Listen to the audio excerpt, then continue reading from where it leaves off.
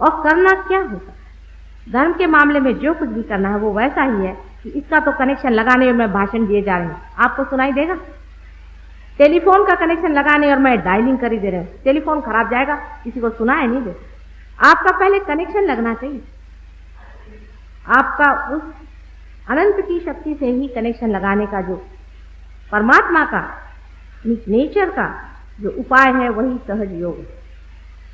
उन्होंने ही ये बना रखा है, उसी को मनुष्य को पाना।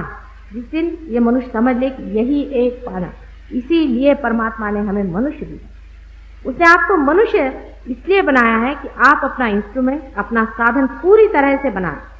आपके अंदर में एक कोई विशेष ऐसी प्रणाली बनाई हुई है जिसके कारण आपके अंदर ईगो और सुपर ईगो नाम की दो चीजें सर में, आपके मगज में बनती है, जिसके कारण आप उस शक्ति से छूटकर अलग अलग हो जाए, आपके अलग अलग बैटरी चल रहे हैं। आप जब अलग बैटरी में आप आ जाते हैं तो आप अपना जो साधन है उसको खुद ही इधर जाते हैं उधर जाते हैं, मुझे करने का, मुझे वो करने का खोजते। पहले आप पैसे में खोजते, फिर आप सत्ता में खोजते। इस जन्म में एक आदमी के पास खूब पैसा होगा तो अगले जन्म में वो आकर के कहेगा भाई पैसा ऐसा नहीं चाहिए, मुझे कहीं का मिनिस्टर बना। फिर वो सत्ता में नहीं मिला तो कहता धर्म में खोज, लेकिन सारी ही खोज वो बाहर से करता। जिस वक्त वो सारी खोजों से हार जाता, बुद्ध भी जब सब तरह से हार गए और हार करके लेट गए कि नहीं इसमें नहीं मिलने वाला, इसमें वो चीज नहीं मिली मुझे जिसको मैं खोज रहा था, जिस वक्त वो हार गए उसी वक्त उन पे कृपा हुई और वो इसे पा। उन्हें भी सहज योग से ही मिला था और संसार के जितने भी बड़े बड़े गुरु हैं सब ने सहज योग से पाया, सब ने ही सहज ही योग से पाया था। और किसी भी योग से आप परमात्मा को पाने। अपने देश के सबसे बड़े पुत्र को मैं मानती हूँ, आदि शंकराचार्य को मानती हूँ, अपने देश में बहुत बड़ा है।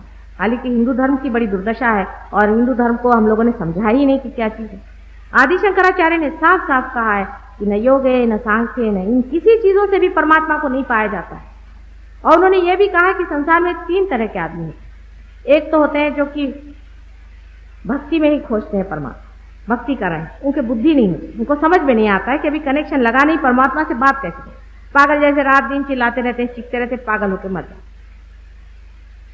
लेकिन वो वहीं खत्म हो जाता तो भी मुझे हर्ज नहीं था।